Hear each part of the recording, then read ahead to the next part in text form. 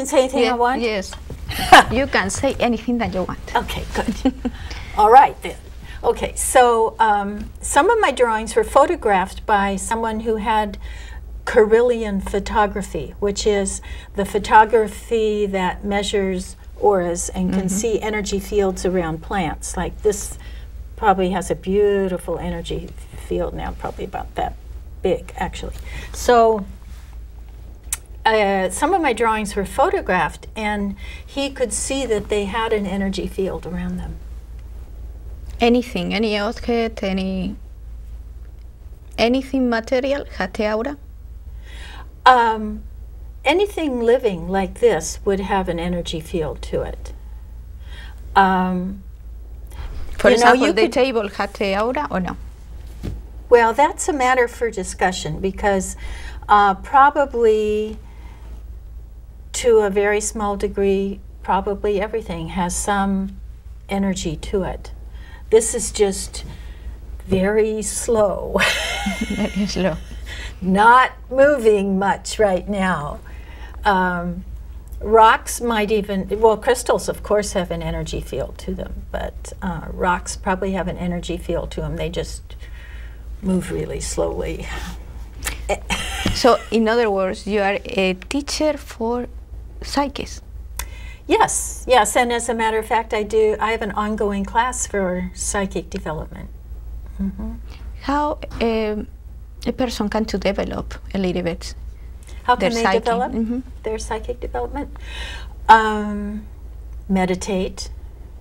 I would probably say that is the very, very first thing a person should start to practice, to still their mind, to calm that chatter that's always going on pretty much right up here behind your forehead. You know, the data processing center manages all the information. When you still your mind, when you allow yourself to be quiet and still, that's when your wise mind, your inner knowing, can start talking to you. I, of course, happen to have a very good meditation CD. You have? Yes. I had the opportunities to listen to your CD and it's wonderful. You did listen to it? Yes. Oh, good. It was wonderful. Did it relax you? Oh, yes, a lot. Thank you. You are welcome. You are welcome. So people who use that CD find not only it relaxes them, over time they have just less anxiety. They're calmer. So how to develop your psychic abilities? That would be the first thing, is to spend 20 minutes every day in a time of quiet and start listening to your inner knowing.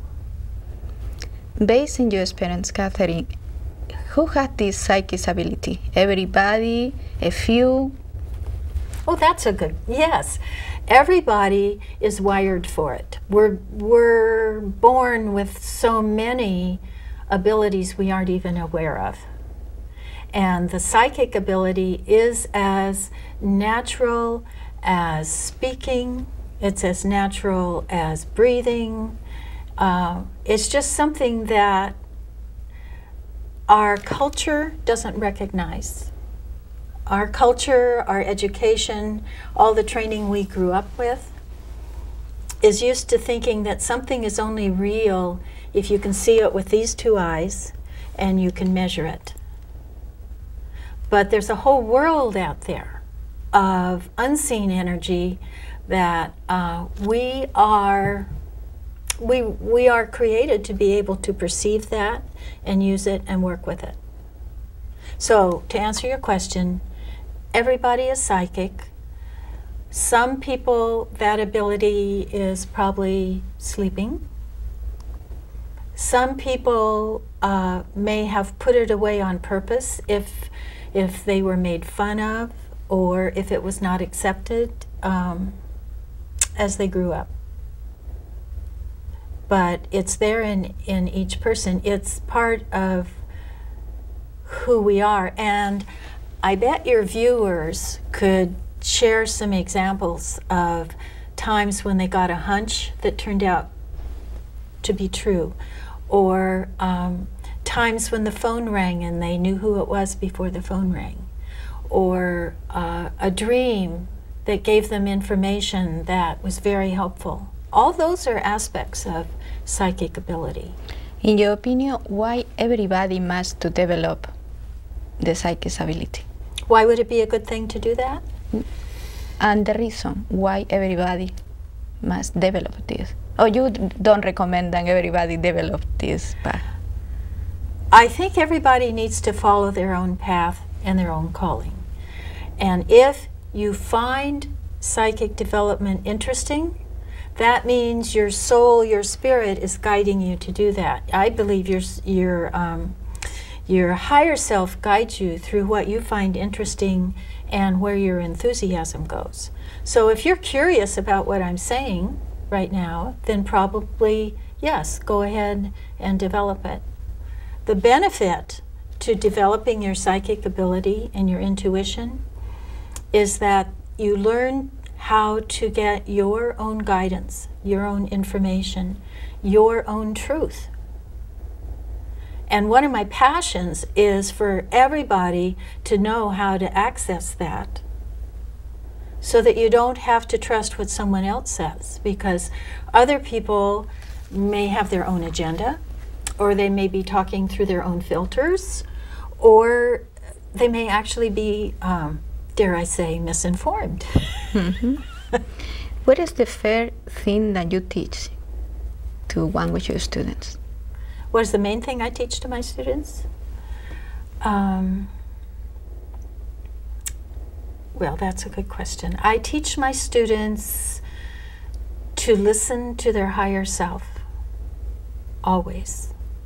And your higher self is more than your mind, it's more than your brain, it's even more than your heart. It's the whole part of you that knows what your own truth is. And it doesn't get all caught up in our personality and our emotions. And so when you learn, you can learn to talk to your higher self almost like I'm talking to you right now. So when I went to my psychic school, my teachers, whenever I asked a question, my teachers would say to me, well, ask your higher self. Which at the time I found annoying. How you know that it's your higher self who is speaking with you? Yes. How you know? How do you know?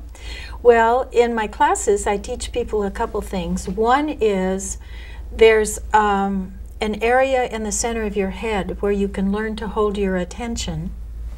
It's kind of halfway between here and here. Mm-hmm.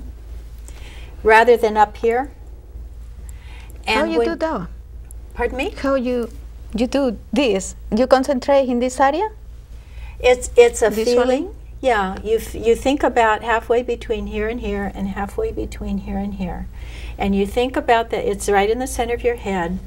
And you know that marble game where the marbles roll around and you try and get them in a little swoopy place? Well, you kind of think of there being a swoopy place right in the center of your head.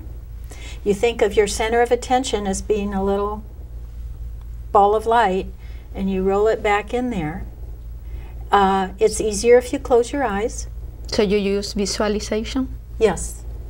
And also in my classes, I can help people feel where it is when I put my hands on their head. Okay, so one is to learn where your attention is and to learn what that feels like. And when you hold your attention right there in the center of your head, there's a new balance. So even right now, you could practice, or your viewers could practice, what does it feel like when you're up here forcing stuff? What does it feel like when you let your attention move back just a little bit? So that's the first thing. The other thing about listening to your higher self is your higher self never makes you feel bad. Your higher self is always kind and loving and gentle, never criticizes. So if you're hearing a voice that's saying, "You're wearing that today," that's not your higher self.